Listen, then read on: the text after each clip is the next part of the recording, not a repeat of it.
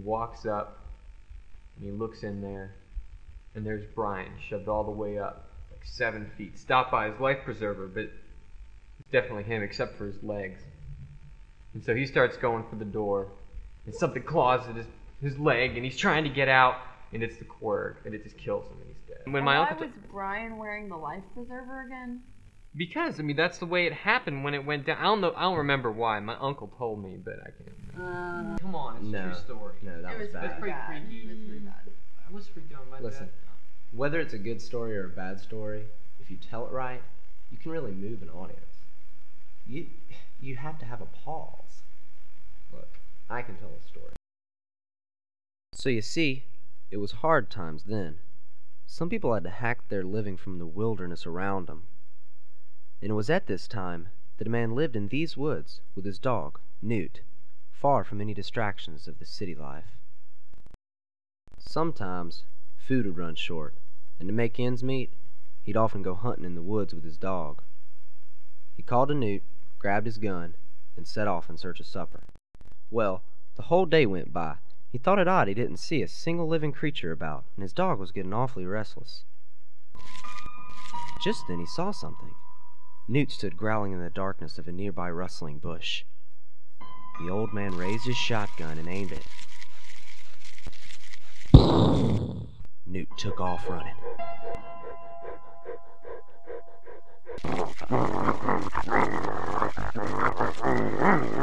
Newt returned with a long, bloody tail hanging from his mouth. The old man took the tail and went home. He left his gun by the front door, took the tail, cut it up, put it in a large pot, and made a stew. He threw the leftover tail in a bowl on the floor for Newt, who greedily ate it, then tied up his dog and walked upstairs to turn in for the night. His stomach was bothering him, and it was keeping him awake. However, he had just settled in and was about to fall asleep when he heard something, somewhere far off on the wind. Tailypo, Tailypo, who's got my Tailypo?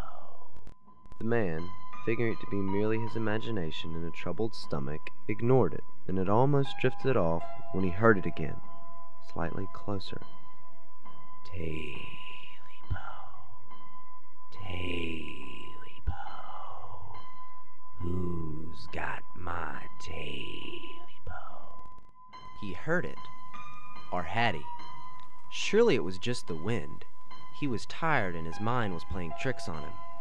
No one was around for miles. It must have just been the Tailypo, Tailypo, who's got my Tailypo? He definitely heard it this time. Something was right outside. Newt went silent. He cried for Newt. Again, no answer. Then he remembered.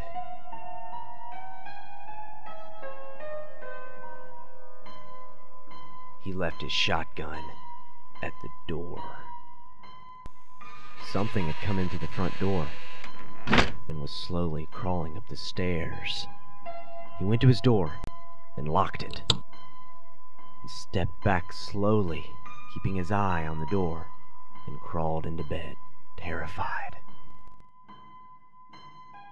He heard something scratching outside of his door. Then something darted in. Was it inside, at the foot of his bed?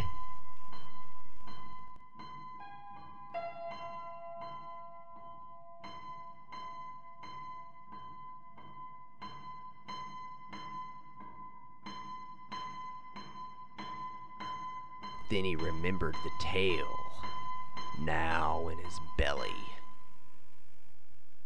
Tailypo, Tailypo, who's got my Tailypo? You got it!